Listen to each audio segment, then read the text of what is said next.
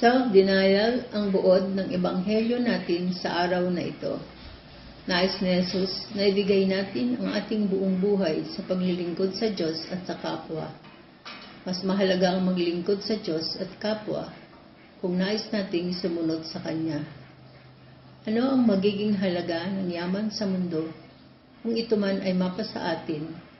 Subalit, ito naman ang magiging dahilan ng pagkamatay ng ating kaluluwa dahil sa kasalanan. Sa kasalukuyan na henerasyon, marami ang nanlalamig at nawawala ng pananampalataya sa Diyos dahil sa hangarin ng materyal na bagay sa mundo.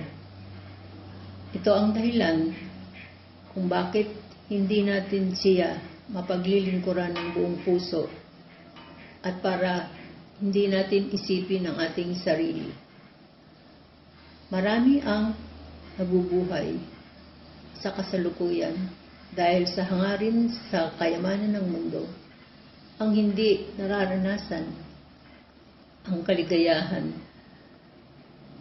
na mabuhay kapiling ng ating Diyos sa Kanyang kaharian.